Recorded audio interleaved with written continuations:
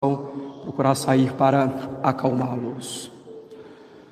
Caros católicos, aproveitemos esse domingo de hoje para tratarmos de algo que devemos tratar de tempos em tempos, para relembrar os que já sabem, os que já ouviram, e para instruir aqueles que chegaram ainda há pouco tempo.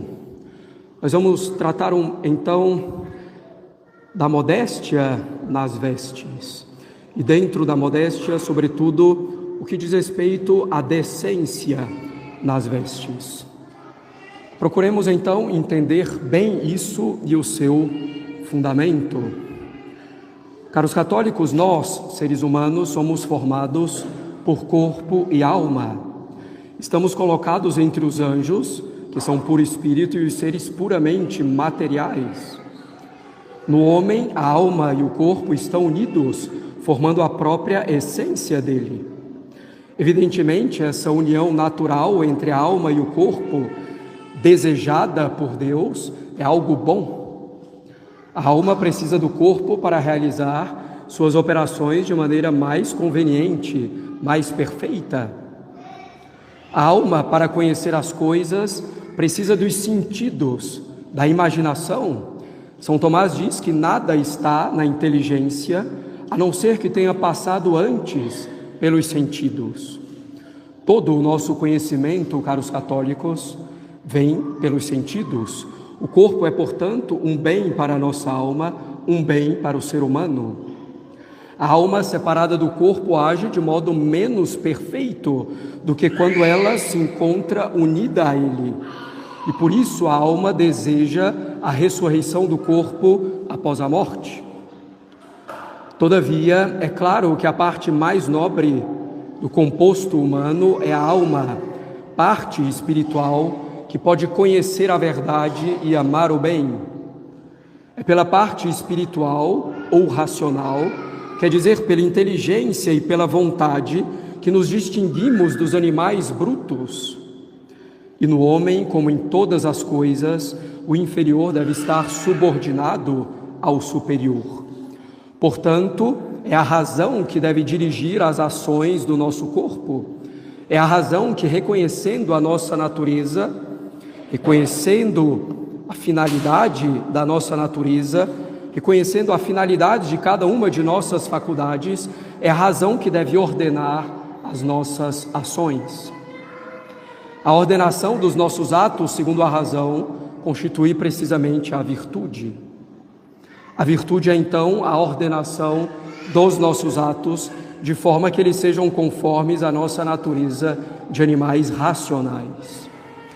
Entre esses atos, caros católicos, que devem ser ordenados pela razão, estão os atos exteriores, as palavras, os gestos, as expressões faciais, a postura e também o vestir. A razão nos mostra, com relação ao vestir, que o vestir tem uma finalidade básica e principal, que nos é dada pela própria revelação. E essa finalidade é a decência. Quando Deus criou Adão e Eva, os dois estavam em estado de graça e haviam recebido da bondade divina o dom da integridade. Esse dom, que significava que todas as suas paixões estavam plenamente subordinadas à razão. Não havia em Adão e Eva nenhuma desordem no campo dos sentimentos, das emoções, das paixões, no campo da concupiscência, e por isso mesmo não precisavam estar vestidos. A exposição do corpo entre eles, portanto, não era motivo para nenhum pensamento, desejo ou ato desordenado. Assim, a Sagrada Escritura diz que eles não se envergonhavam. Todavia, como sabemos, caros católicos, nossos pais cometeram um pecado original, que foi um pecado de orgulho, que não teve nenhuma relação com o sexto mandamento, com a castidade. Ao cometerem um pecado original de orgulho, a razão e a inteligência se revoltaram contra Deus, e as faculdades inferiores e as paixões, que se encontravam plenamente submissas à razão, revoltaram-se contra ela. A Sagrada Escritura nos mostra claramente isso com relação ao corpo. Os olhos de ambos, Adão e Eva, se abriram e, tendo conhecido que estavam nus, coseram folhas de figueira e fizeram para si como cinturas. Depois do pecado original, tiveram que se vestir, pois diante do corpo desnudo começaram a surgir desordens. Costuraram folhas de figueira e fizeram para si cinturas. Todavia, caros católicos, essas poucas folhas de figueira não eram suficientes para evitar a desordem. E Deus então fez, Ele mesmo, umas túnicas de pele e os vestiu. Portanto, caros católicos, o corpo é em si mesmo bom. O corpo humano é a obra material mais perfeita que saiu das mãos do Criador. A Igreja Católica reconhece a excelência do corpo e é a maior defensora da honra e da dignidade do corpo, pois ela reconhece o devido lugar do corpo subordinado à alma. A Igreja reconhece a excelência do corpo ao ponto, por exemplo, de não favorecer a cremação após a morte. Quem odeia o corpo são aqueles que não reconhecem o seu devido lugar subordinado à alma. Quem odeia o corpo são aqueles que o colocam acima da razão e submetem a razão às paixões e usam então o corpo de forma indevida. Ao longo da história, caros católicos, vemos que os que mais permitem desordens com o corpo são precisamente os que o odeiam. Assim foi com os gnósticos das mais variadas linhas, como os cátaros na Idade Média, por exemplo. Essas heresias gnósticas consideravam o corpo como intrinsecamente mau e, portanto, o entregavam a todo tipo de desordem, com a condição de que se impedisse a geração de uma nova vida, de um novo corpo. Hoje é exatamente o que vemos em larga escala na nossa sociedade. Ela exalta tanto o corpo porque no fundo o odeia, não reconhece o lugar devido do corpo. Nossa sociedade permite tudo ao corpo e todas as desordens, desde que uma nova vida não seja gerada praticamente. As pessoas passam a vida inteira submetendo-se ao corpo para no final queimá-lo, cremando, desprezando com esse costume pagão que tem cada vez mais força entre nós. A Igreja, ao contrário, respeita o corpo durante a vida da pessoa e, reconhecendo a sua dignidade, não vê com os olhos favoráveis a cremação. Portanto, caros católicos, se alguém reconhece a bondade, a dignidade do corpo humano, é a Igreja que chega a proclamá-lo templo do Espírito Santo, pois nossa alma, em que pode habitar o Espírito Santo pela graça, está unida ao corpo intimamente. Nosso corpo, se estamos em estado de graça, é verdadeiramente templo do Espírito Santo. Depois do pecado original, caros católicos, apesar de nosso corpo ser em si mesmo bom, devemos nos vestir, devemos, por assim dizer, cobrir algumas partes do nosso corpo, a fim de não provocar nos outros e em nós mesmos maus pensamentos, maus desejos, maus atos em virtude das paixões desordenadas. Depois do pecado original, o pudor e a modéstia são indispensáveis. O pudor consiste na vergonha salutar no que toca ao sexto mandamento, vergonha salutar no que toca à castidade. O pudor nos leva a cobrir as partes de nosso corpo que podem levar outras pessoas a caírem na impureza. Foi o que Deus fez com Adão e Eva, cobrindo-os com túnicas. A modéstia é a virtude que nos leva a ordenar nosso aparato exterior, nos leva em particular a ordenar a nossa vestimenta, a fim de que elas cumpram bem a primeira finalidade delas, esconder certas partes do corpo, para a decência, para a pureza. Para que uma veste seja chamada decente, ela deve cobrir aquelas partes do corpo que induzem a pessoa de virtude média ao pecado.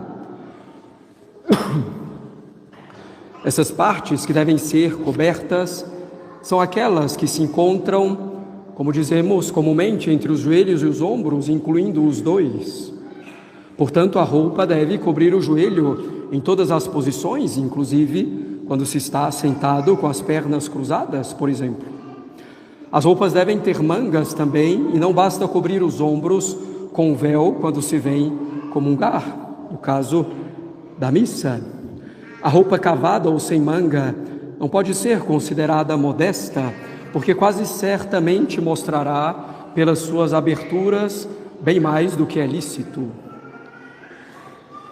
O cardeal vigário de Roma, na época do Papa Pio XI, dizia que um vestido não pode ser chamado de decente se é cortado mais do que a largura de alguns dedos sob a cova da garganta, se não cobre os braços, pelo menos até os cotovelos, se mal chega até um pouco abaixo dos joelhos.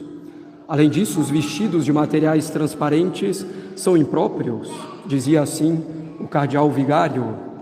A única coisa que se permite alterar aqui e que é admitido por todos os sacerdotes de doutrina moral séria são as mangas até os cotovelos, que não são necessárias, mas não se pode admitir a ausência completa de mangas. E para que vestir-se, caros católicos, de modo diferente? Para que mostrar o nosso corpo além do que é bom?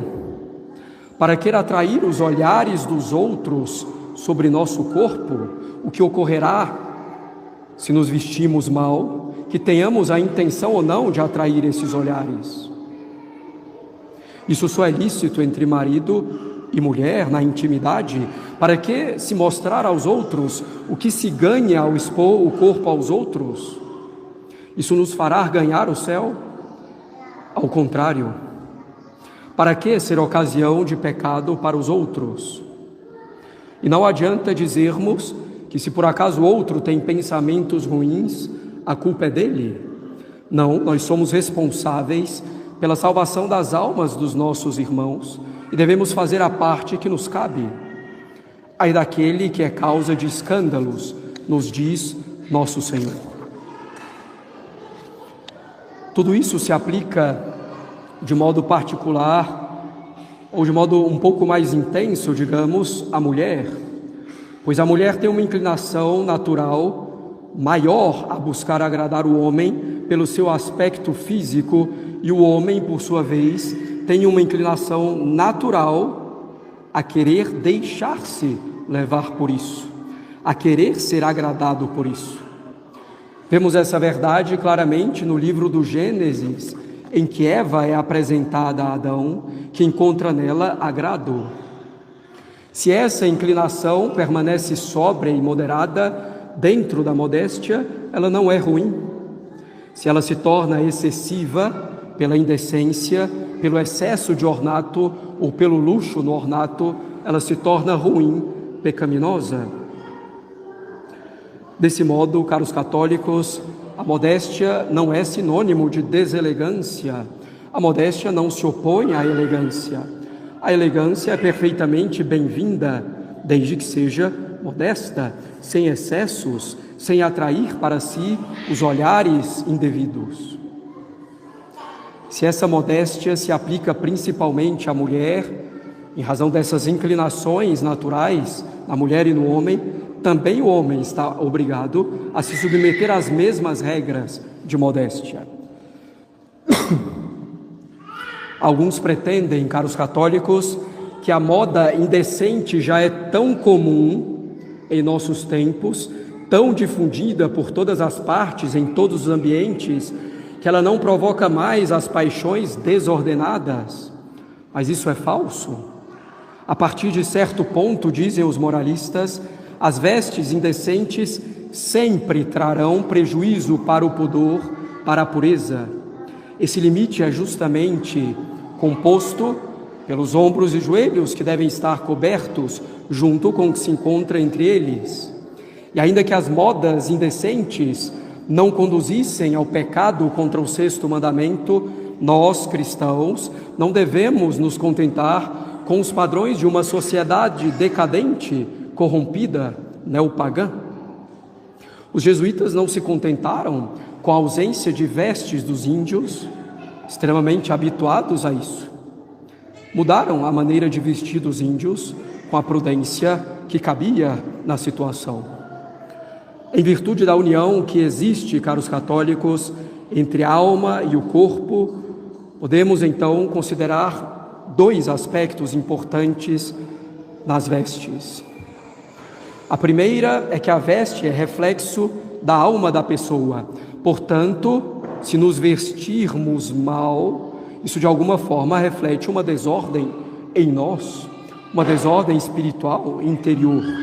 E quando digo vestir mal, não estou falando aqui de bom gosto, mau gosto, mas sobretudo da decência em primeiro lugar. Então, em primeiro lugar, a veste é reflexo da alma, reflete o nosso interior. Em segundo lugar, nossas ações exteriores e, consequentemente, nossas vestes têm uma influência em nossa alma. Assim, por exemplo, rezar de joelhos ou rezar de pé criam disposições distintas em nossa alma. Os dois modos são legítimos, é evidente. Roupas indecentes geram na alma consequências prejudiciais com relação à pureza e levará a um jeito de se comportar indecente, a um jeito de andar, de sentar, de falar que não convém. E até mesmo um jeito de enxergar o mundo. Por outro lado, roupas modestas, decentes, levam a alma a se resguardar melhor contra os pecados opostos ao sexto mandamento. As roupas decentes criam na alma uma disposição que leva a pessoa a andar, a sentar, a falar de um modo que convém para filhos de Deus, para templos do Espírito Santo.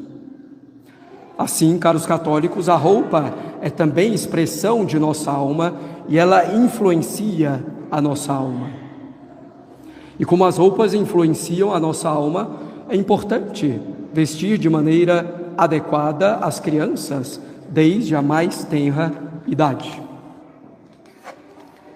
Caros católicos, em algumas ocasiões falamos aqui da luxúria e de suas consequências graves para a sociedade. Em particular, falamos que a luxúria conduz, pouco a pouco, ao amor de si mesmo e ao ódio a Deus. Vimos que a luxúria conduz ao apego à vida presente e ao desespero das coisas do alto. Vimos que a luxúria mata não só a alma daquele que a comete, mas destrói também a sociedade. Como chegamos nessa sociedade atual em que tudo, praticamente, caros católicos, se move pela luxúria? Uma das principais causas é a falta de modéstia no vestir, que se introduziu na sociedade com os mais variados pretextos de saúde, pretextos da prática de esportes, como se não se pudessem praticar com roupas decentes. Se chegamos então nessa sociedade em que tudo se move pela luxúria, uma das principais causas é a falta de modéstia no vestir. A modéstia nos trajes, o pudor em todas as nossas ações, são guardiões da castidade. Sem a modéstia não há castidade.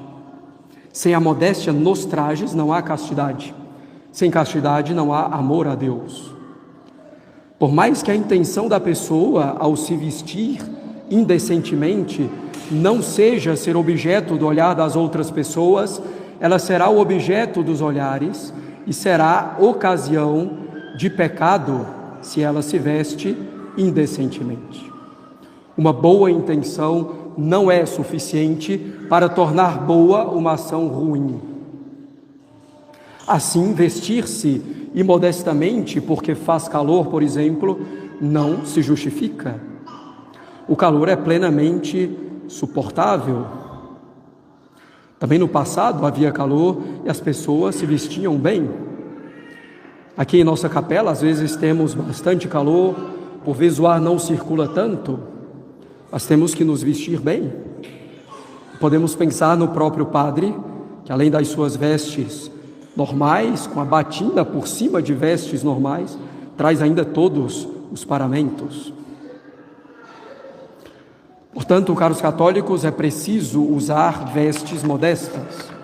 Espero que todos possam entender isso e comecem a seguir plenamente esses princípios, essas regras.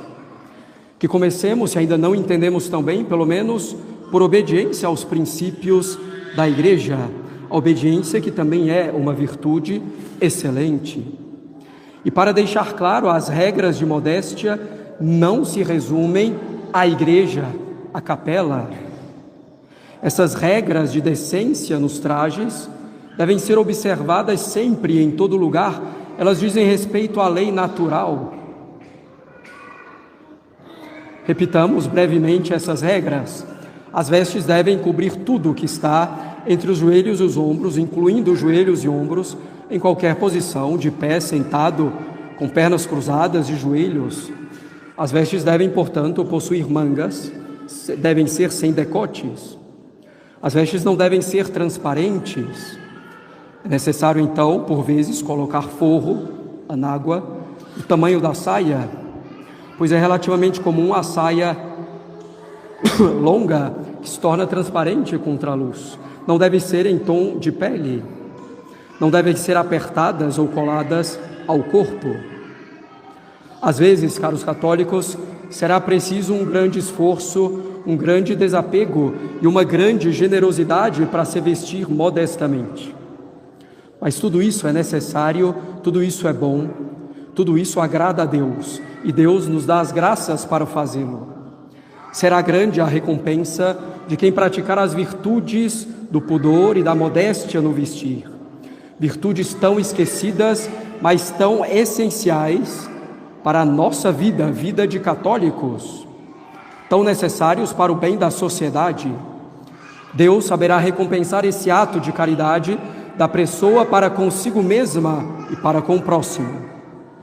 Mais uma vez, a modéstia diz respeito a homens e mulheres, não somente na igreja, mas em todos os lugares. É princípio da lei natural. Infelizmente, não é raro ver pessoas que se vestem bem para a missa, mas que expõem o corpo na vida cotidiana e em redes sociais. E era assim, caros católicos, que os pais de Santa Teresinha educavam as filhas. As pessoas suspeitas eram mantidas rigorosamente à distância das filhas. E Zélia Guerrin, sem se mostrar birrenta nem desconfiada, e pelo simples fato da sua presença, de ver tudo, de tomar parte nas brincadeiras e trabalhos das filhas, afastava delas todo o perigo. A irmã Genoveva refere 2 casos que demonstram até que ponto a mãe de Santa Teresinha levava a delicadeza neste ponto. Pouco depois de nascer Santa Teresinha, as pequeninas lembraram-se de brincar de batizados. Luísa, que era uma criada, para aumentar o interesse, lembrou-se de vestir de rapaz a Celina, que tinha então 4 anos e serviria de padrinho na improvisada cerimônia de batismo. Isso poderia parecer coisa bem inocente para nós hoje, mas a moda ainda não tinha decidido matar a modéstia, e a mãe de Santa Teresinha, que não suportava caracterizações nem disfarces e queria em tudo a mais perfeita decência, exigindo que os vestidos das filhas descessem sempre abaixo dos joelhos, mostrou-se muito descontente com esta exibição masculina. Pôs-lhe termo imediatamente e repreendeu a valer aquela criada. Por instinto, ela adivinhava e desmascarava tudo o que podia prejudicar a inocência e a pureza do coração. Caros católicos, a modéstia é também vestir-se em conformidade com o próprio estado para além da decência. É vestir-se em conformidade com as circunstâncias, com o grau de formalidade do lugar, da atividade, levando em conta a dignidade da própria pessoa e da pessoa com quem se está. Tudo isso, claro, sempre com decência. Assim, um sacerdote que aparece em público sem a batina, ou sem o hábito clerical, contrariando, aliás, o direito canônico, comete uma falta contra a modéstia, pois não se veste conforme ao seu estado. Em geral, como católicos, devemos nos vestir conforme ao nosso estado de católicos. Portanto, pessoas que levam a vida a séria, buscando agradar a Deus. Levamos a vida a sério, embora com grande alegria. Isso vale em particular para os homens, que às vezes tendem a se vestir de maneira desleixada.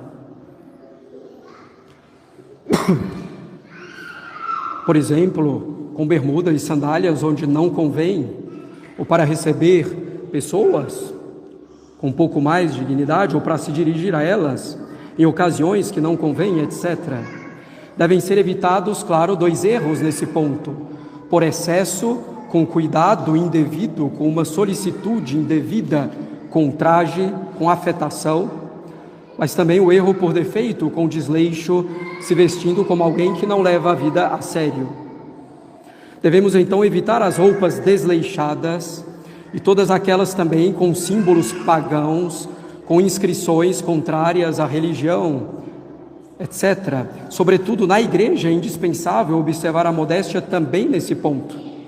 A roupa deve ser adequada àquilo que há de mais importante na face da terra, a casa de Deus, sobretudo quando nela se realiza o santo sacrifício da missa. Cada um deve então vestir-se com dignidade para vir à missa, evitando vestes demasiadamente informais. Particularmente sejam abolidas para a missa as vestes que contenham desenhos de animais, de pessoas, de personagens, algumas coisas escritas, alguma mensagem, marcas grandes estampadas, isso mesmo para as crianças. Não sejam usadas roupas com personagens de desenho, camisetas de times de futebol, calças rasgadas, bermudas, moletom, etc. Tudo isso não condiz com a santidade e a dignidade do lugar. Não devemos, porém, cair no erro oposto, como falamos. Dignidade com simplicidade, sem exageros e sem querer voltar a épocas anteriores. Finalmente, caros católicos, é próprio da virtude da modéstia também que homens e mulheres se vistam de forma a diferenciar o sexo de cada um e de forma a exprimir o papel de cada um na sociedade.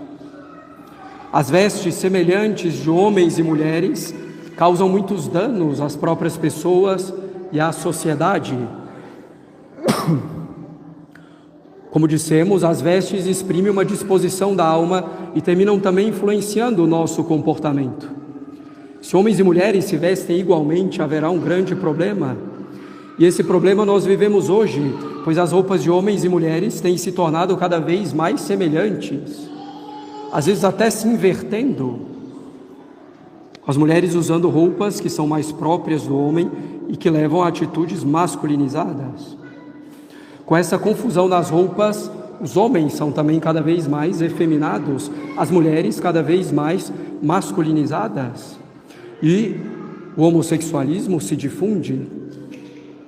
Portanto, é preciso, caros católicos, haver diferença na maneira de vestir do homem e da mulher, que essa diferença seja clara e ao mesmo tempo modesta.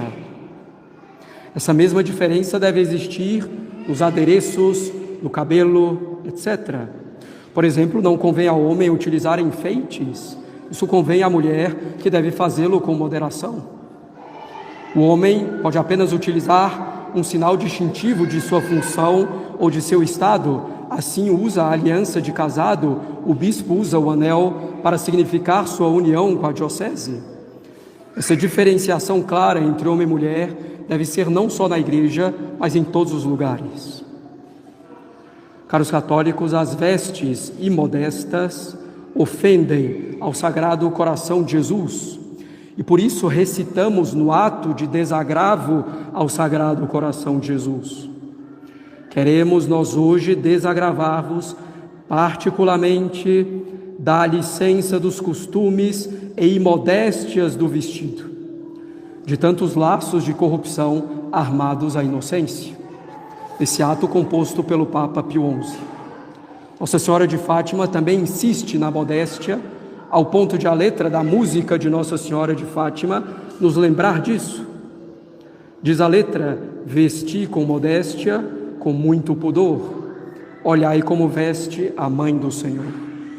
Eis, caros católicos, o nosso modelo para a modéstia no vestir, Nossa Senhora para as mulheres e São José para os homens. Em nome do Pai, do Filho e do Espírito Santo. Amém.